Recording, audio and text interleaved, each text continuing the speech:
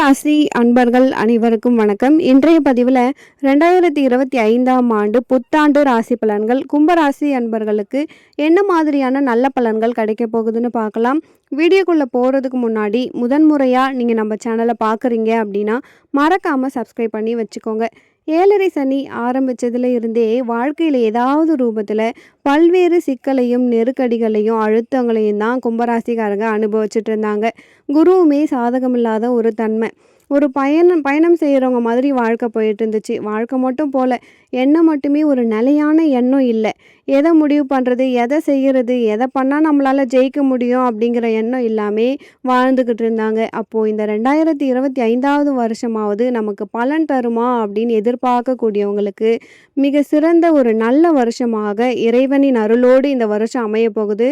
குறிப்பாக பார்க்கும் பொழுது ஜென்ம சனி அவங்களுக்கு இந்த காலகட்டத்தில் விடுதலையாகி பாத சனியாக நகருதுன்னே சொல்லலாம்.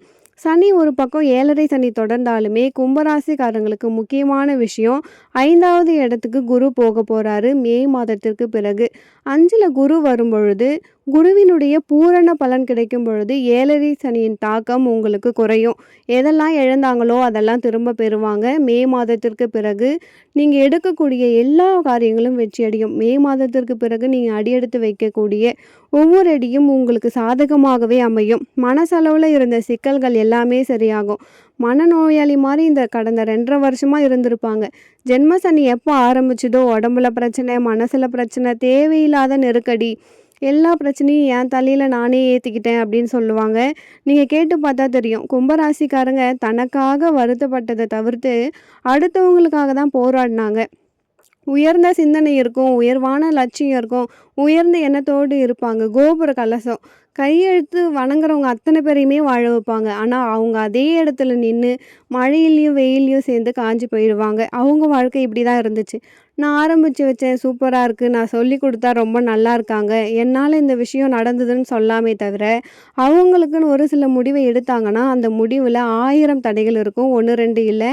அப்படிப்பட்ட தடைகள் எல்லாமே மாறும். கிட்டத்தட்ட அவங்களுடைய ஜாதகப்படி 12 வருஷத்துக்கு பிறகு 5வது இடத்துல குரு வராரு. அந்த 5வது இடத்துல குரு வரும்பொழுது அது ஒரு பூர்வ புண்ணிய ஸ்தானம் அப்படின்னே சொல்லலாம். அவங்க செஞ்சு வச்ச புண்ணிய பலன்கள் அத்தனையுமே நல்ல பலன்களாக மாறும். நிறைய பேர் கும்பராசியில் பிறந்துட்டு வருத்தப்பட்டாங்க கடந்த காலத்தில். நான் சாமி கும்பிட்றேன், கோவிலுக்கு போகிறேன், விளக்கேற்றுறேன், எல்லா பூஜையும் பண்ணுறேன், எதுவுமே நடக்கலை, எங்களுக்கு கடவுள் இன்னும் கஷ்டத்தை தான் கொடுக்குறாரு அப்படின்னு புலம்புனவங்க நிறைய பேர் இருக்காங்க. ஆனால் கவலைப்படாதீங்க. நீங்கள் யாரெல்லாம் இறைவனை மனசார வழிபட்டீங்களோ, இந்த 7.5 சனி ஆரம்பித்ததுலேருந்து கஷ்டத்தோடும் போராட்டத்தோடும் பிரச்சனையும் அனுபவிச்சிங்களோ, மே மாதத்தில் 5ல் குரு வந்ததுக்கப்புறம் நீங்கள் செஞ்ச அத்தனை புண்ணிய பலன்களும் உங்களுக்கு வேலை செய்யும். குறிப்பாக குடும்ப வாழ்க்கையில் இருந்து வந்த சிக்கல்கள் தீரப்போகுது. ஏன்னா ராசிக்கு 2ல் ராகு, 8ல் கேது. குடும்பத்திலேயே சஞ்சலம், குழப்பம், பிரச்சனை, சிக்கல். நல்லது பேசினாலும் நான் தான் எதிரி, யாருமே என்னை புரிஞ்சிக்கல, நான் நேர்மையாக தான் இருக்கேன், உண்மையாக தான் இருக்கேன், பாசமாக தான் இருக்கேன், இருந்தாலும் என்ன தான் எல்லாரும் எதிரியாக பார்க்குறாங்கன்னு நினச்ச கும்பராசிக்காரங்க அதிகம். அப்படி இருந்த கஷ்டங்கள் மாறப்போகுது. உங்களை உதாசீனப்படுத்தவங்க உங்களையே தேடி வர போகிறாங்க. நல்ல பிள்ளை, அந்த பிள்ளை போய் நான் தப்பாக நினச்சிட்டேனே, நல்ல மனுஷன், அந்த ஆளை போய் நம்ம குறை சொல்லிட்டோமே, அவங்கள முதல்ல கூப்பிட்டு உட்கார வைங்க அப்படின்னு சொல்லக்கூடிய ஒரு காலகட்டத்தை கடவுள் உங்களுக்கு ஏற்படுத்தி கொடுப்பாரு. அப்போது வாக்கில் இருந்த தடுமாற்றங்கள் உங்களுக்கு சரியாக போகுது. வாக்கு கொடுத்துட்டு நீங்கள் அதில் ஜெயிக்க முடியலன்னு வருத்தப்பட்ட கும்பராசி அன்பர்களுக்கு வாக்கில் உங்களுக்கு பலம் சேரப்போகுது. பணம் சார்ந்த விஷயங்களில் நிறைய தடையாகவே இருந்துகிட்ருக்கு. பணம் இந்த அளவுக்கு நான் கஷ்டப்பட்டதே இல்லை. 7.5 சனி ஆரம்பித்தது இந்த 5 வருஷம் என்னை பாடாக படுத்துருச்சுன்னு நினச்சவங்க எல்லாருமே இனிமேல் கடவுள் புண்ணியத்தில் பண உறவுகளை பார்க்கக்கூடிய சூழலை நோக்கி ஓடுவாங்க.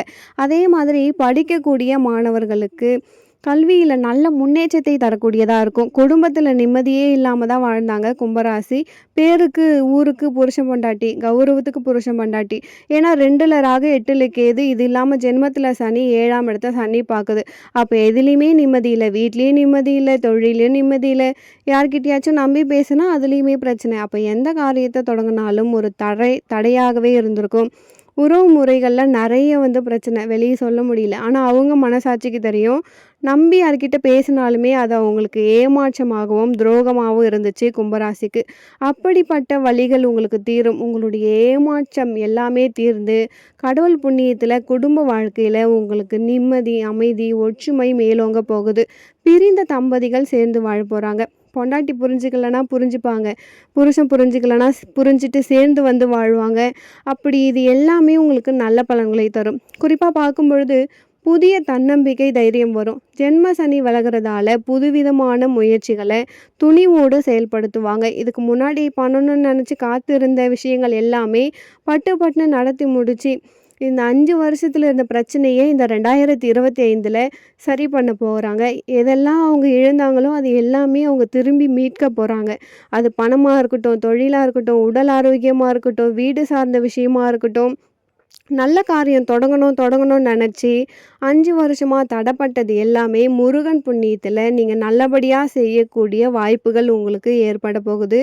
அதே மாதிரி புத்திர பாக்கியம் எதிர்பார்த்த கும்பராசி அன்பர்களுக்கு கடவுள் உங்களுக்கு புத்திர பாக்கியத்த தரப்போறாரு. கடன் சுமையில மாட்டிக்கிட்டீங்க, இல்ல ஒரு பெரிய கோர்ட் கேஸ் நடக்குது, பேங்க் லோன்ல இருக்கு, எதிர்பார்த்த பணம் வராம தடைப்பட்டு நிக்குது. இந்த விஷயங்கள் எல்லாமே உங்களுக்கு சாதகமான விஷயமா அமையப் போகுது. தீர்ப்பு ஏதாச்சும் பெண்டிங்கில் இருந்தால் சாதகமாக வரும். கடன் தீர்க்க முடியாமல் இருந்துச்சுன்னா கடன் தானாக அடையக்கூடிய நிலைக்கு தள்ளப்படும். கொடுக்கல் வாங்கல இருந்த சிக்கல்கள் எல்லாமே தீரப்போகும். குறிப்பாக பார்க்கும் பொழுது உங்களுக்கு திருமண தடையில் இருந்த கும்பராசி அன்பர்களுக்கு திருமணம் நடக்கும். மெயினாக இதுக்கு முன்னாடி ஜென்ம சனி 7ஆம் இடத்தை பார்த்தாரு. ராகு கேதுவும் சர்ப்பதோஷமாக உங்களுக்கு திருமண வாழ்க்கையே தடைப்பட்டிருந்துச்சு. அப்போ அவங்க எல்லாருக்குமே மனசுக்கு பிடிச்ச மன வாழ்க்கை அமையும். காதலர்களுக்குள்ளே இருந்து வந்த பிரச்சனை சரியாகும். புரிதல் இல்லாம பிரிந்து வாழ்ந்த தம்பதியர்கள் ஒன்று சேரக்கூடிய புண்ணியத்த உங்களுக்கு கடவுள் கொடுப்பாரு. கொடுக்கல் வாங்கல் சிக்கல் சரியாகும். 3வது நபர்கள தயவு செஞ்சு நம்பவே நம்பாதீங்க. கும்பராசி அன்பர்களுக்கு இதுதான் ஒரு அன்பான வேண்டுகோள். யார் மேலேயும் அதீத அன்பு வேண்டவே வேண்டாம். அதீத பாசம் வேண்டாம். அதீத காதல் வேண்டாம். இப்படி வச்சீங்க அப்படின்னா ஆறாத வடுவாக அது உங்களுக்கு மாறிடும். கும்பராசி அன்பர்களை பொறுத்த வரைக்கும் உக்கிரமான தெய்வ வழிபாடு செய்யணும். ராசியில் ராகு வர்றதால, ராகு அப்படிங்கிறது சர்ப்ப கிரகம். ஸோ கழுத்து அம்மன் யாராக இருந்தாலும் ஒரு நாகமுத்து மாரியம்மன் கோவிலுக்கு போகலாம். இல்லை லட்சுமி நரசிம்மரை வழிபடுறது உங்களுக்கு மிகப்பெரிய பலத்தை தரும். ஒரு காளிகாம்பாள் கோவில் ஏதாச்சும் பக்கத்தில் இருந்தால் அங்கேயும் வழிபடலாம். இல்லை பிரத்திங்கிரா தெய்வத்தை நீங்கள் வழிபடலாம். வராகி அம்மனை வழிபடலாம். இப்படி வழிபடும் பொழுது ராகுவால் இருக்கக்கூடிய தாக்கம் உங்களுக்கு விலகும். அதே மாதிரி கும்பராசிக்காரங்க 2025வது வருஷத்தை பூரணமான வருஷமாக நீங்கள் மாற்றணும் அப்படின்னா உங்களுக்கு பௌர்ணமி வழிபாடு மிகப்பெரிய மாற்றத்தை தரும். பக்கத்தில் இருக்கக்கூடிய புராதன சிவன் கோவில் எதுவாக இருந்தாலும் அங்கே இருக்கக்கூடிய சிவபெருமானை தரிசனம் பண்ணிட்டு, அங்கே இருக்கக்கூடிய நவகிரகத்தை வழிபாடு பண்ணிட்டு கோவிலை ஒரு 3 முறை நீங்கள் வலம் வந்தால் போதும்.